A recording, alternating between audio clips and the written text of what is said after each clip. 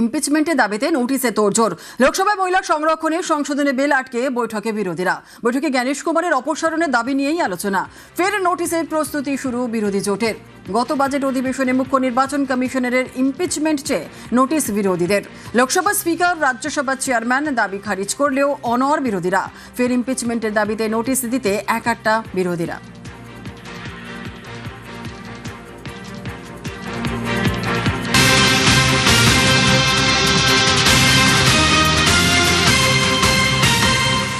কমিশনের কাজে খুশি নয় রাজ্য বিজেপি।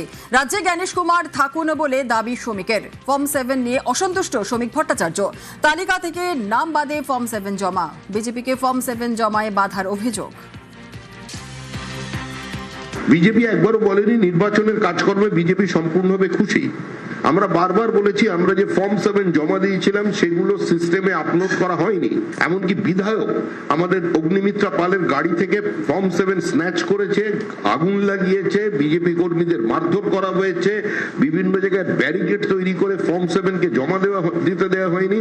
ফর্ম 6 কে তুলে নিয়ে যাওয়া হয়েছে, বিজেপির বিভিন্ন অফিসে রেড করিয়েছে সিআইডি কে দিয়ে। এগুলো করেছে নির্বাচন কমিশন। দেখেননি? আমি তো প্রথম দিন থেকে বলছি জ্ঞানেশ কুমারের কলকাতায় এসে বসা উচিত। এই ধরনের নাটকগুলো করার কারণ হচ্ছে নির্বাচন কমিশনের গায়ে যেভাবে সম্পূর্ণ দালাল বলে একটা তকমা লেগে গেছে, এবং এটা শুধু তকমা লাগানো নয়, এটা বাস্তবে পর্যবসিত হয়েছে। সাধারণ মানুষ এটা বিশ্বাস করেন আজকে যে নির্বাচন কমিশন বিজেপিরই একটা শাখা সংগঠন।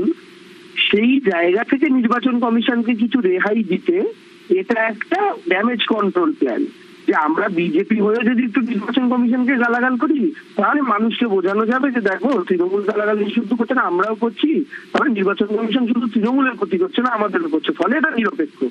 এই ধরনের একটা নাটক, এই নাটকের বাইরে এটা আর কিচ্ছু নয়।